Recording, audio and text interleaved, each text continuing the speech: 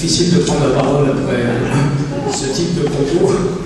Monsieur le secrétaire général, monsieur le président national de l'association des membres de l'Ordre des Palmes académiques, monsieur le président départemental de cette même association, mesdames, messieurs les élus, mesdames, messieurs les représentants des diverses associations, mesdames, messieurs les chefs d'établissement, j'en aperçois quelques-uns dans la salle et je me réjouis de leur présence, mesdames, messieurs les Amopaliens, mesdames, messieurs.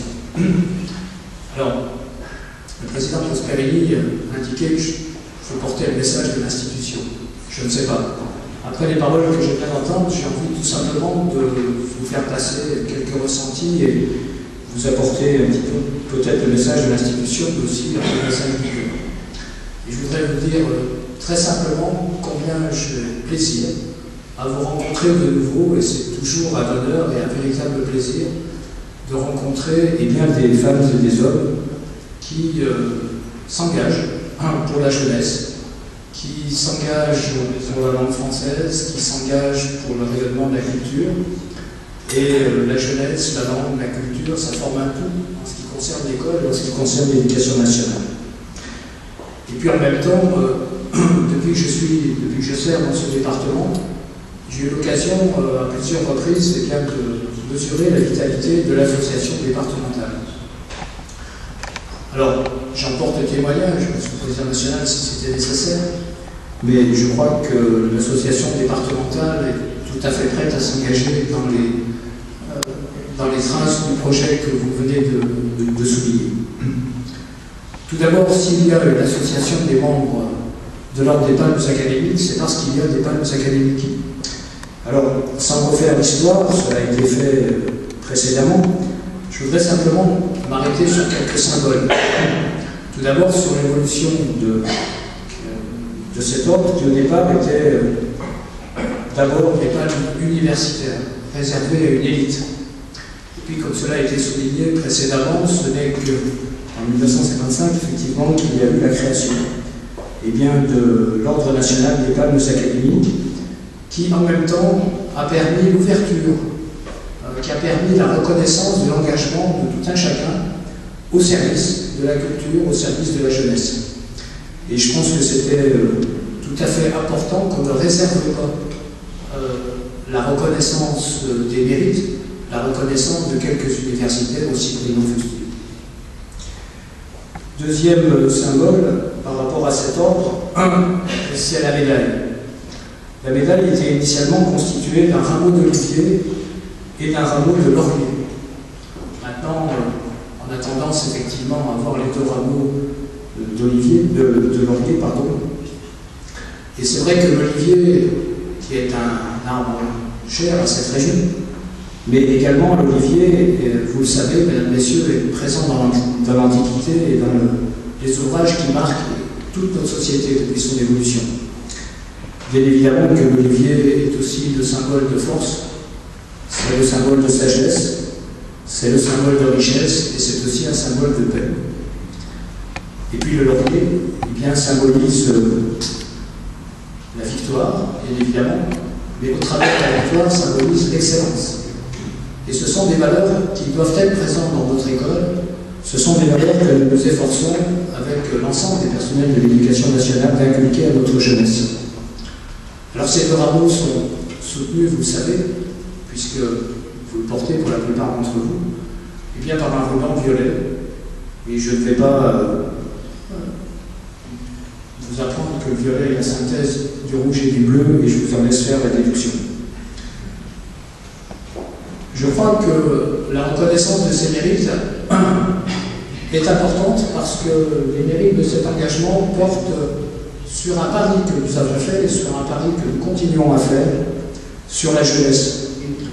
Et je pense que ce pari sur la jeunesse, c'est Condorcet qui, je crois, disait que parier sur la jeunesse est toujours un pari gagnant. Et ce même Condorcet soulignait que le devoir de la société, je cite, que le devoir de la société est d'offrir à tous les moyens d'acquérir les connaissances auxquelles la force de leur intelligence et le temps qu'ils peuvent employer à s'instruire leur permettent d'atteindre. Voilà une phrase que je pense à sa place, une phrase qui a toute sa place dans le travail que nous faisons quotidiennement au sein de l'Éducation nationale et également à toute sa place dans l'engagement que vous avez, mesdames et messieurs, pour la jeunesse, et je vous en remercie vivement. Alors, un mot sur l'association départementale ici de la MOPA.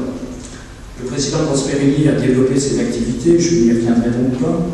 Je voudrais simplement souligner la richesse de l'ensemble, la qualité des conférences qui sont, comme cela a été souligné tout à l'heure, en lien avec d'autres sociétés savantes, le président de l'Académie du Var. Je voudrais également souligner l'éclectisme et la qualité de la Biennale des Arts, qui est organisée tous les 2 ans dans ce département. Et puis également, au travers de ce que je lis dans la revue, la diversité et très probablement la richesse des diverses visites et des voyages qui sont organisés. Très honnêtement, le programme de ces voyages et le programme de ces visites donne envie, et parfois je regrette de ne pas pouvoir prendre davantage de temps pour participer avec mon épouse à ces voyages. Vous ne m'en voudrez pas si je m'attarde quelques instants sur le concours de langue française. C'est un enjeu très important, vraiment très important, et tout à l'heure, Monsieur le Président national a souligné quel est l'intérêt de la maîtrise de la langue, de la maîtrise du français pour tous nos jeunes. Cela correspond exactement à l'ambition que nous avons dans cette académie d'élever le niveau de formation et de qualification de tous nos élèves. C'est un pari que nous avons fait, c'est un engagement que nous avons pris au sein du projet de l'académie et donc naturellement au sein des écoles et des établissements varois. C'est une nécessité. Ce n'est pas simplement pour avoir le plaisir de noircir quelques pages. C'est aussi parce que nous avons conscience qu'élever le niveau de formation et le niveau de qualification de nos jeunes, c'est les mettre sur le chemin de la réussite. C'est les mettre sur le chemin de l'insertion professionnelle, c'est les mettre sur le chemin de l'insertion dans la vie, tout simplement.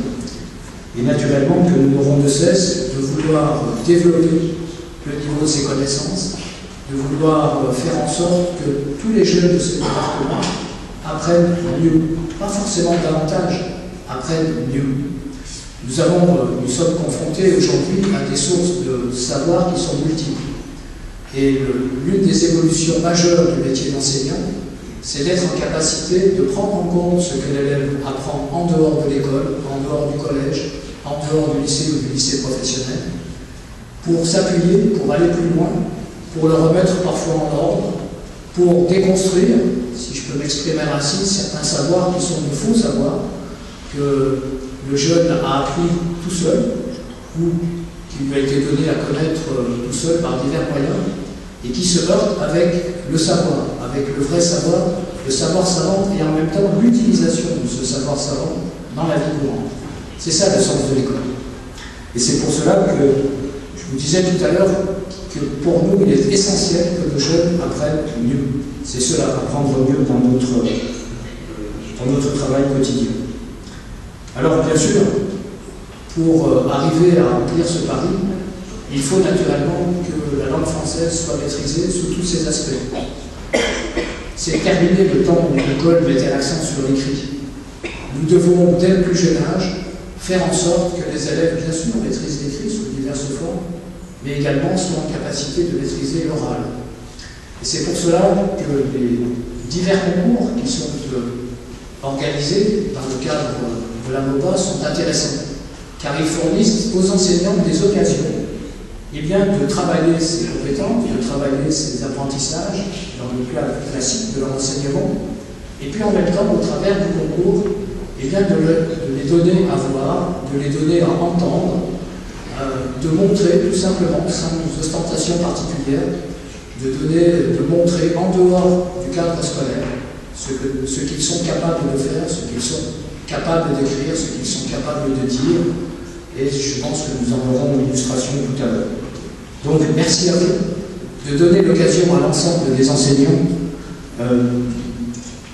donner l'occasion encore une fois d'ouvrir l'école, de faire en sorte que l'école s'ouvre sur le monde et sur tout simplement la vie. C'est aussi ça le sens de l'école. Alors je ne vais pas en dire davantage. J'ai noté avec beaucoup d'intérêt, Monsieur le Président, et j'ai noté votre expression, les mains de l'intellect pour l'enseignement professionnel. C'est aussi un élément important car dans l'évolution de l'école, il n'y a plus de hiérarchie. Il y a, ou il ne devrait plus y avoir de hiérarchie. Il n'y en a plus, mais c'est plus facile à dire qu'à faire. Les habitudes sont tenaces. Il nous faut véritablement que nous soyons en capacité aussi de valoriser la formation professionnelle, et c'est le sens des diverses réformes que nous avons connues et que nous avons mis naturellement en œuvre ces dernières années dans la voie professionnelle.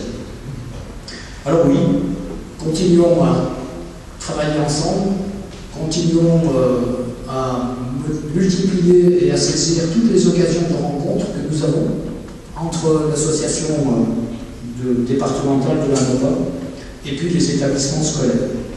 Je ne doute ni de la vitalité de l'association départementale, ni de l'intérêt que trouveront les enseignants, pour peu que nous soyons capables, ensemble, de leur expliquer l'intérêt, effectivement, de travailler ensemble, chacun à sa place, mais en véritable collaboration. Et je vous assure, pour terminer, de l'écoute très attentive de l'ensemble de l'inspection académique, pardon, de la direction académique des services de l'éducation nationale, n'est-ce pas, Monsieur le Secrétaire Général? C'est devenu un peu une plaisanterie entre nous maintenant, les modifications de cycle et de titre. Donc, je ferme la parenthèse. Entre nous, je préfère très sincèrement qu'on continue à dire l'inspection académique et l'inspecteur d'académie. Ça. Et surtout, ce sera lisible pour tout le monde. Voilà, je ferme la parenthèse. Donc, je ne doute pas de la vitalité et de l'engagement, Monsieur le Président, de votre engagement et de l'engagement des membres de votre bureau et de l'ensemble des membres de votre association. Vous y avez fait allusion tout à l'heure, évoqué quelques projets communs.